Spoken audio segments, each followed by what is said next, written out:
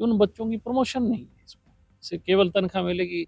अगर वो पीएन है तो पीएन ही रिटायर हो जाएगा। अब एक तरफ तो सरकार आंकड़ा दे रही है कि हमने बिना खर्ची बिना पर्ची नौकरियां दी है, और दूसरी तरफ उन्हीं के साथ इस बात का धोखा कि उन्हें आगे प्रमोशन ना आए। आदित्य जी, चुनाव के बाद आज पहली बार बात कर रहे हैं हरियाणा तक से। मैं आपसे पूछना चाहूंगा, अभी सारे सर्वे दिखा रहे थे कांग्रेस आ रही है, तो क्या ऐसा हुआ कि बीजेपी तीसरी बार मोर्चा मार गई? जो कांग्रेस है वो ये तय नहीं कर पा रही कि भाई हमारा सीएलपी लीडर कौन हो। आदित्य जी, इस विधानसभा में अभय सिंह नहीं थे, उनकी कमी कितनी खली आपको? आज हमारे साथ हैं डबवाली के विधायक आदित्य चौटाला। आदित्य जी, सेशन में पहली बार गए, कैसा एक्सपीरियंस रहा विधानसभा का? देखिए, बहुत बढ़िया एक्सपीरियंस था, और सबसे बड़ी बात, एक जिम्मेवारी के तहत अपने हल्के की प्रदेश की जिम्मेवारी के तहत गया हूँ। और मैं समझता हूँ कि शायद बहुत उम्मीद भी है इलाके के लोगों को, हम नौजवानों से, इंडियन नेशनल लोकदल का विधायक होने के नाते भी निश्चित तौर पे एक अच्छा एक्सपीरियंस है और एक जिम्मेवारी वाला काम मैं मानता हूँ। नित्या जी, बड़ी इच्छा थी आपकी कि विधायक बन के हल्के की सेवा करूं। इस बार ट्रेडिशनल प्रदेश की परंपरागत ड्रेस में भी गए, क्या क्या मुद्दे उठाए डबवाली के? देखिए, डबवाली के नहीं, पूरे प्रदेश की बात भी हमने की है। सबसे बड़ी चीज़ थी कि जो ये बिल लेके आए जॉब सिक्योरिटी का, उसमें इन्होंने पीठ तो थपथपाई सरकार ने अपनी कि हमने 58 साल तक पक्की नौकरी देने का काम किया, लेकिन उसके साथ साथ मैं ये मानता हूँ कि इंडियन नेशनल लोकदल हमेशा से ही नौजवानों के साथ, युवाओं के साथ रही है। जो भी बच्चा पढ़ा लिखा है, अगर वो किसी नौकरी पे आया है तो निश्चित तौर पे उसका अधिकार है कि उसको प्रमोशंस मिले। तो इन्होंने जो बिल पास किया उसमें शायद धोखा किया है उन नौजवानों के साथ जिनको ये रोजगार निगम के तहत नौकरी देने का इन्होंने काम किया, उसके साथ बहुत बड़ा इन्होंने धोखा किया कि उन बच्चों की प्रमोशन नहीं है इसमें, सिर्फ केवल तनख्वाह मिलेगी। अगर वो पीएन है तो पीएन ही रिटायर हो जाएगा। अब जो बच्चा एमए एमफिल और अच्छी उसने डिग्रियां की हों और उसकी आगे जो है भविष्य के अंधकार में हो, तो मैं मानता हूँ कि सरकार ने उन नौजवानों के साथ धोखा करने का काम किया। एक तरफ तो सरकार आंकड़ा दे रही है कि हमने बिना खर्ची बिना पर्ची नौकरियां दी है, और दूसरी तरफ उन्हीं के साथ इस बात का धोखा कि उन्हें आगे प्रमोशन ना आए। तो पढ़ा लिखा नौजवान है, वो ये सोचता है कि उसमें काबिलियत है, अगर वो नौकरी पे आया है तो उसका ये राइट है कि उसको आगे तरक्की भी मिले। आपकी बड़ी पुरानी मांग थी कि डबवाली जिला बने, अब सरकार ने एक कमेटी का गठन भी कर दिया है। निश्चित तौर पे डबवाली के लोगों की मांग थी, और हम लोग भी इस बात पे समय समय पर सरकार के सामने अपना विषय रखते थे। और इस दफ़ा 5 मेंबर्स हैं जो जिनकी कमेटी बनी है। श्रीमान कृष्ण लाल पवार जी जो हैं वो उसके चेयरमैन हैं। और निश्चित तौर पे हमारा सिरसा जिला आज हरियाणा में क्षेत्रफल के हिसाब से सबसे बड़ा जिला है, पॉपुलेशन के हिसाब से, एरिया वाइज, और जोग्राफिकल भी अगर देखें ज्योमेट्रिक तरीके से भी, तो डबवाली जिला बनना चाहिए। निश्चित तौर पे इसकी पूरी पुरजोर पैरवी हम लोग करेंगे। सरकार ने अभी ताजा ताजा 80 करोड़ का हेलीकॉप्टर खरीदा, उस खरीद पे क्या कहेंगे? देखिए, मैं तो पहले ही कह रहा हूँ, ये तो अपनी जरूरत की चीज़ों को तो ये पूरा कर लेते हैं, लेकिन जहाँ आमजन की बात आती है वहाँ कहीं ना कहीं केवल मात्र एक दिखावे के लिए एक काम करने वाली सरकार है। ये ज़्यादातर गीता जयंतियाँ और ऐसे काम में जो कि जनता को मूलभूत सुविधाएं देने की बजाय ऐसे कार्यक्रमों में पैसा पानी की तरह बहाया जाता है, जिन कार्यक्रमों का मैं मानता हूँ शायद आम व्यक्ति से जिसका कोई लेना देना नहीं है। आम आदमी जो है उसकी जो मांग है वो है गलियां सड़कें, उसकी मांग है पानी की सुविधा, उसकी मांग है सस्ती बिजली, उसकी जो महंगाई है घर खर्चा जो है उसका सही तरीके से चले। और इन चीज़ों की बजाय सरकार तो मस्त है, कोई अपने ये बना लेते हैं कार्यक्रम इस तरीके के, और हेलीकॉप्टर खरीदना, गाड़ियां खरीदना, ये काम सरकारों के मैं मानता हूँ ठीक नहीं है। अगर संजीदगी और अगर हम माने सीरियसनेस, तो मूल सुविधाओं पे मुख्यमंत्री को ध्यान ज़्यादा देना चाहिए बजाय अपनी लग्जरी की। आदित्य जी, चुनाव के बाद आज पहली बार बात कर रहे हैं हरियाणा तक से। मैं आपसे पूछना चाहूंगा, अभी सारे सर्वे दिखा रहे थे कांग्रेस आ रही है, तो क्या ऐसा हुआ कि बीजेपी तीसरी बार मोर्चा मार गई? देखिए, मैं तो एक बात कहता हूँ कि ये जो सर्वेज हैं इनको कभी भी इंडियन नेशनल लोकदल ने प्रॉपर नहीं मानना कि ये सब लोग पैसे का और सब एक प्रोपेगेंडा है। जी। हाँ, इसमें कोई दो राय नहीं कि जनता ने जो है वो बीजेपी के राज से तंग, और बीजेपी वालों को नहीं पता कि हमारी सरकार आ कैसे गई। और वो ये कांग्रेस वाले तो तैयारी करे बैठे थे कि इनके इतना गुरूर था, इन्होंने तो हरियाणा बांट रखा था लूटने के लिए। भाई फलाने जिले में फलाना कांग्रेस का नेता लूट मचाएगा, फलाने जिले में, तो इन्होंने तो पूरे हरियाणा को लूटने की तैयारी कर रखी थी।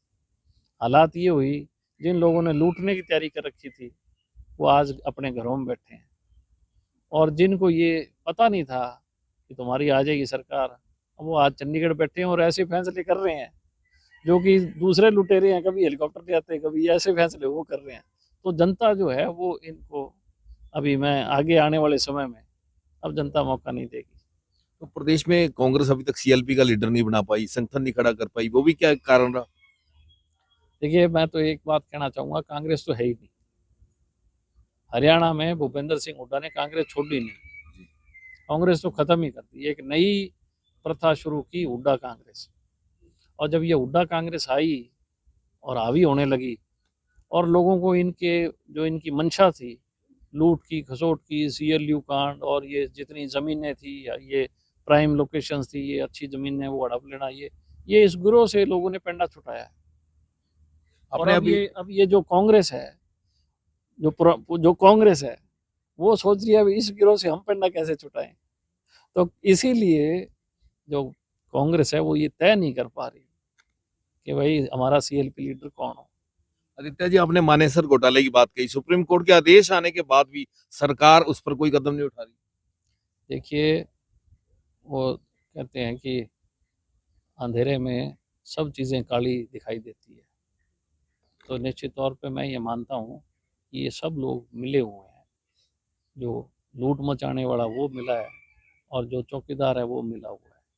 तो ये तो जनता के भाग हैं कि वो बेचारी कितने दिन बचेगी इनसे। तो ये तो सारे एक जैसी लोग इकट्ठे हैं, और धीरे धीरे देखना बहुत घोटाले सामने आएंगे।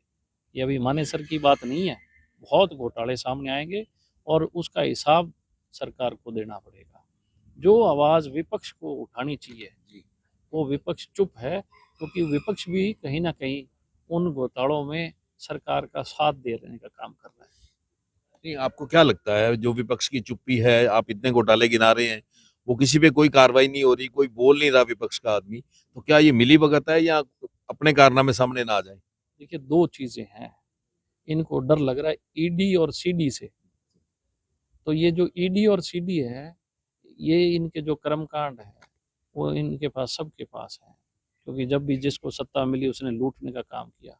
तो ये मैं मानता हूँ कि कहीं ना कहीं ये मौन बैठे हैं, चुप बैठे हैं, तो ये ईडी और सीडी के कारण मौन बैठे हैं।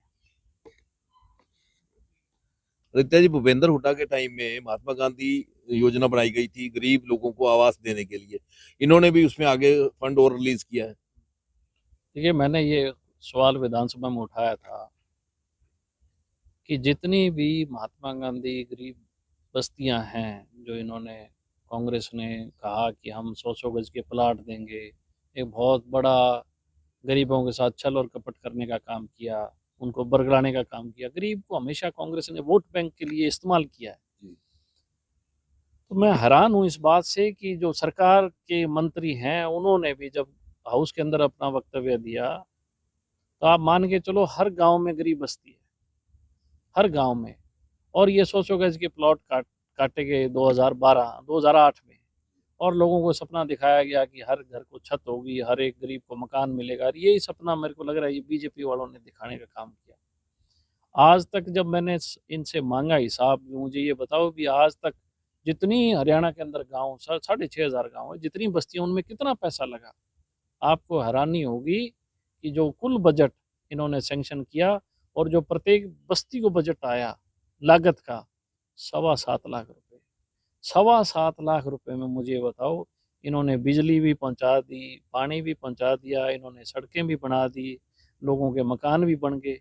ऐसे हालात गरीब लोगों के, इनके साथ इन्होंने खिलवाड़ किया, ना मंत्री के पास जवाब। और जब ये बात रखी तो कांग्रेस वाले भड़के इस बात पे कि जी आप हमें टारगेट क्यों कर रहे हो। तो मैंने इनको कहा कि महात्मा गांधी जी को भी आपने नहीं बख्शा, उसको उस नाम पे भी आपने राजनीति की और गरीब के साथ तो छल और कपट किया है। ये तो कांग्रेस ने और बीजेपी ने भी आज तक उन बस्तियों में, किसी बस्ती में मूलभूत सुविधा नहीं है। आप किसी गरीब बस्ती में चले जाओ, ना वहाँ बिजली है, ना सड़क है, ना पानी है। उनको पानी के कैंटर 700-700 रुपए में ला के अपने घर के अंदर डलवाने पड़ते हैं अपने बच्चों को।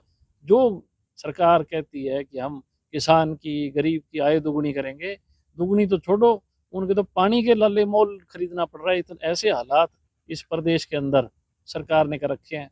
अपने लिए तो सरकार हेलीकॉप्टर खरीदती है और गरीब अपने लिए पानी का टैंकर खरीदता है। इससे बड़ी विडम्बना इस हरियाणा के अंदर क्या होगी कि गरीब को तो पानी मोल खरीदना पड़ रहा है। आदित्य जी, इस विधानसभा में अभय सिंह नहीं थे, उनकी कमी कितनी खली आपको? देखिए, एक मैं कहना चाहूँगा कि जो व्यक्ति सच की लड़ाई लड़ता था, जो व्यक्ति हमेशा ही मुद्दों की लड़ाई, हरियाणा के हितों की लड़ाई लड़ता था, वो एक ऐसी आवाज़ थी जो हरियाणा के हर गांव को इस बात पे तसल्ली दिलाती थी कि आपको किसी चिंता करने की जरूरत नहीं है।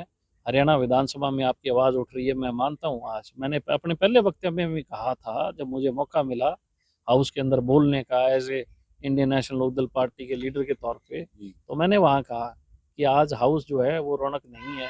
जो रौनक किसी वक्त हुआ करती थी, आज इस हाउस में मायूसियत है।